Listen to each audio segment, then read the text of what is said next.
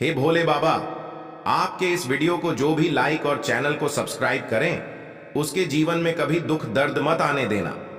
दोस्तों, भगवान भोलेनाथ जी के शिवलिंग पर चढ़े हुए बेलपत्र को खाने से क्या होता है दोस्तों, अगर आपके जीवन में किसी भी प्रकार की कोई समस्या चल रही है, पैसे की कमी है, नौकरी नहीं लग पा रही है, बीमारियों से परेशान है, तो किसी भी प्रकार की कोई भी समस्या है, आज की इस वीडियो में आपकी सभी समस्याओं का निवारण होगा।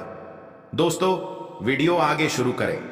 सबसे पहले भगवान भोलेनाथ जी के सच्चे भक्त द वास्तु शास्त्र चैनल की इस वीडियो को एक लाइक अवश्य कर दें और कमेंट बॉक्स में जय भगवान भोलेनाथ अवश्य लिख दें, जिससे कि भगवान भोलेनाथ जी का आशीर्वाद आपको सीधे प्राप्त हो सके। तो दोस्तों, आखिर क्या होता है?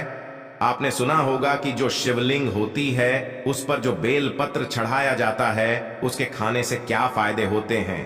कई बार आपने सुना होगा, लेकिन आज आपको वास्तविक बातें पता चलेंगी जो कि आपको कहीं भी नहीं पता चलने वाली। आप लाखों करोड़ों रुपए खर्च कर देंगे, आपको यह जानकारी नहीं पता चल पाएंगी। तो वास्तव में जब आप शिवलिंग पर बेलपत्र को चढ़ाते हैं तो वह बेलपत्र कोई साधारण बेलपत्र नहीं रह जाता, बल्कि वह साक्षात भगवान भोलेनाथ का प्रसाद बन जाता है। तो दोस्तों, यह वीडियो अपने फायदे के लिए ध्यान से सुनना और ध्यान से देखना। आपको बता दूं कि हमारे धर्मशास्त्र में कहा गया है कि शिवलिंग पर चढ़ा बेलपत्र 6 महीने तक बासी नहीं माना जाता। जी हां दोस्तों, बेलपत्र को शिवलिंग पर चढ़ाने के बाद उसे पुनः धोकर शिवलिंग पर 6 महीने तक चढ़ाया जा सकता है, क्योंकि भारत में कई ऐसी जगह है जहां पर शिवलिंग स्थापित है परंतु उसके आसपास बेलपत्र उपलब्ध नहीं हो पाए। इसी वजह से कई लोग बेलपत्र उपलब्ध ना होने के कारण पुराने बेलपत्र का जो चौरा होता है उसको भगवान भोलेनाथ को चढ़ाते हैं, ऐसा विधान है। तो दोस्तों, बेलपत्र को भगवान भोलेनाथ पर चढ़ाने के पीछे एक पौराणिक कथा है और कथा के अनुसार जब समुद्र मंथन चल रहा था, उसी समय समुद्र मंथन के दौरान अमृत के साथ कई और चीज भी निकली थी, जिसमें से एक विष निकला था। विष आप जहर भी कह सकते हैं, और यह विष चारों ओर फैलने लगा था। उसी समय पूरी सृष्टि को विष से बचाने के लिए भगवान भोलेनाथ ने इस विष को अपने कंठ में धारण कर लिया था। इसलिए भगवान भोलेनाथ को उसे दिन से नीलकंठ भी कहा जाने लगा। परंतु विष के प्रभाव से भगवान भोलेनाथ के शरीर का ताप बढ़ने लगा, जिसकी वजह से आसपास का वातावरण जलने लगा और वहां देवी देवताओं ने प्राचीन वेद सलाहकारों से सलाह ली कि भगवान भोलेनाथ को इस विष से कैसे बचाया जाए।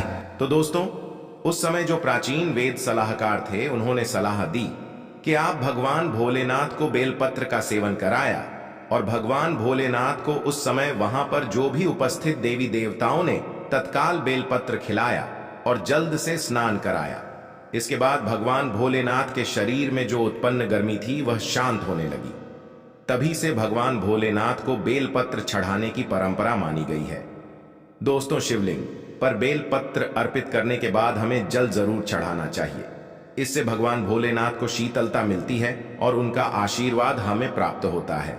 हमेशा ध्यान रखिएगा कि 3 पत्ती वाली जो बेलपत्र होती है वही भगवान भोलेनाथ को आप चढ़ाइए।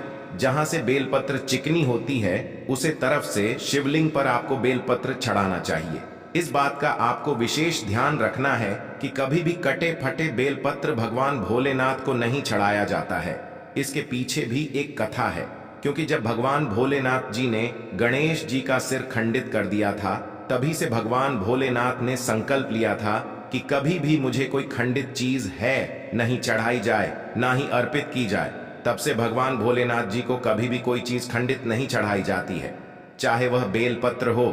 दोस्तों, आप वीडियो को लाइक कर दीजिए और वाकई में भगवान भोलेनाथ की कृपा पाना चाहते हैं तो चैनल को सब्सक्राइब कर लीजिएगा, क्योंकि हमारे चैनल द वास्तु शास्त्र के माध्यम से प्रत्येक दिन आपको वैसे जानकारी दी जाएगी जो आपके दैनिक जीवन में आपका जानना बहुत ही जरूरी है। और हिंदू भाइयों को यह वीडियो शेयर भी जरूर कीजिए। तो दोस्तों, शिवलिंग पर अगर आप प्रतिदिन बेलपत्र चढ़िए तो सभी प्रकार की समस्याएं आपकी दूर हो जाएंगी। भगवान भोलेनाथ जी के भक्तों को कभी भी पैसे की समस्या नहीं रहती है। जो बेलपत्र को तिजोरी में रखते हैं उनके तिजोरी में बरकत आती है, पैसे की समस्या खत्म हो जाती है। दोस्तों, आप इस वीडियो को ध्यान से देखते रहिएगा, क्योंकि बेलपत्र से जुड़ी संपूर्ण जानकारी आपको यहां पर प्राप्त होगी। साथ में यह जानकारी हमारे सभी हिंदू भाइयों बहनों को जानना अत्यंत आवश्यक है। दोस्तों, इस प्रकार की जानकारी बहुत ही अनमोल होती है। बाद में चलकर यह जानकारी हमारे लिए काफी फायदेमंद साबित होती है। तो आइए जानते हैं बेलपत्र संबंधित कुछ विशेष जानकारी। दोस्तों, हम आपको बता दें कि प्राचीन पुराणों में बताया गया है कि कुछ विशेष समय होता है जिनमें बेलपत्र को कभी भी नहीं तोड़ना चाहिए। जी हां दोस्तों, कुछ विशेष तिथि जिन बेलपत्र को आपको कभी भी नहीं तोड़ना चाहिए, जैसे कि हमारे धर्मशास्त्र में रहते हैं। बेलपत्र को हमेशा चतुर्थी, अष्टमी, नवमी, दशमी, अमावस्या और पूर्णिमा और संक्रांति के तिथि में आपको कभी भी नहीं तोड़ना चाहिए। साथ में सोमवार के दिन बेलपत्र को कभी भी नहीं तोड़ना चाहिए, क्योंकि विशेषकर बेल के पेड़ पर भगवान भोलेनाथ सोमवार के दिन वास करते हैं। क्योंकि बेलपत्र के संपूर्ण हिस्से में भगवान भोलेनाथ का वास माना जाता है। बेल पेड़ के मध्य भाग में भगवान विष्णु जी का भी वास माना जाता है। और दोस्तों, मैं आपको बता दूं कि जो बेलपत्र के जो बेल होता है, इसकी पत्तियों में शक्ति मानी जाती है। अर्थात सभी हमारे देवी देवताओं का जो शक्ति होता है उसके अंदर समाहित होती है। इसलिए आपको कभी भी सोमवार के दिन बेलपत्र नहीं तोड़ना चाहिए। दोस्तों, इसके अलावा प्रतिदिन दोपहर 12 बजे के बाद भी आपको बेलपत्र कभी नहीं तोड़ना चाहिए। हमारे धर्मशास्त्रों में लिखा है, और आप फिर भी 12 बजे बाद अगर बेलपत्र को तोड़ते हैं तो इससे आपको पाप लगना निश्चित है। दोस्तों, अब जो प्रश्न आता है कि जो बेलपत्र की उत्पत्ति कैसे हुई, आइए जानते हैं। तो दोस्तों, पुराणों के अनुसार एक बार माता पार्वती की पसीने की कुछ बूंदें मध्यांचल पर्वत पर गिर गई। इससे वहां एक पौधा उगाया जो बाद में बेलपत्र के नाम से लोग जानने लगे और बेलपत्र के रूप में पूजनीय हो गया। तो इस वीडियो में जानते हैं बेलपत्र को खाने के क्या फायदे होते हैं।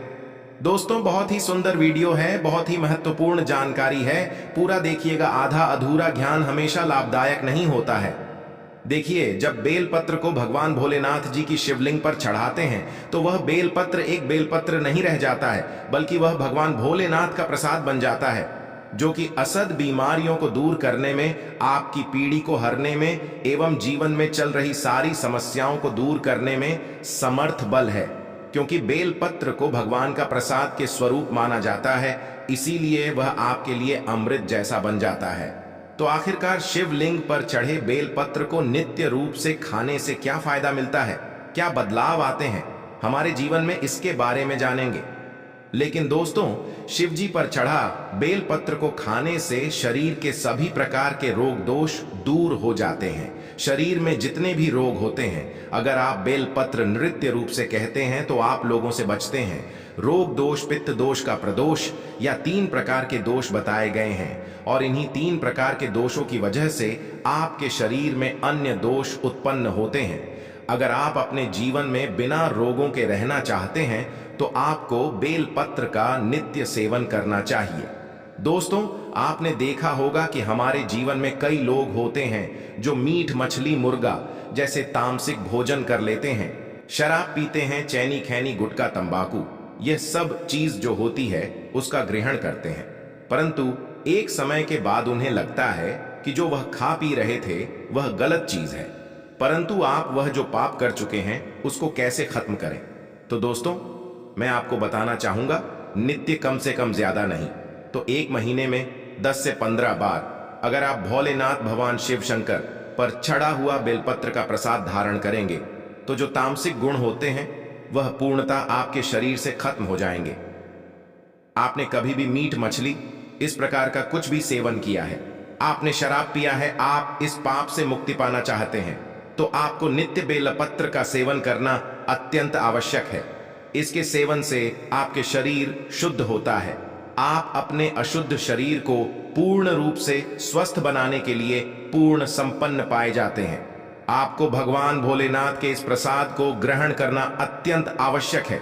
आज ही से शुरू कर दीजिए। नित्य 5 बेलपत्र शाम में खाई है। अगर नित्य कहते हैं तो यह आपके शरीर में तमस गुण को समाप्त कर देगा। किसी भी प्रकार की बीमारियां हैं पूर्णतः समाप्त कर देगा। बेलपत्र खाने से आपका भाग्य भी बदलने लगेगा। आपका भाग्य बलवान हो जाएगा। दोस्तों, कैसे भी आपका दुर्भाग्य हो, जिस समय से आप बेलपत्र खाना शुरू कर देंगे, आपका दुर्भाग्य सौभाग्य में बदल जाते हैं। आपकी किस्मत, आपकी तकदीर फिर आपके अनुरूप चलने लगती है। इसके बाद आयुर्वेद में भी कहा जाता है कि बेलपत्र को खाने से आपका जो रक्त होता है, खून होता है। अगर खून संबंधित, रक्त संबंधित कोई बीमारी है, नित्य 5 बेलपत्र खाएं। 5 बेलपत्र खाने के बाद आपके शरीर में जो खून में किसी भी प्रकार की गंदगी है, वह धीमे धीमे खत्म होने लगेगी। आपका शरीर बहुत ही स्वच्छ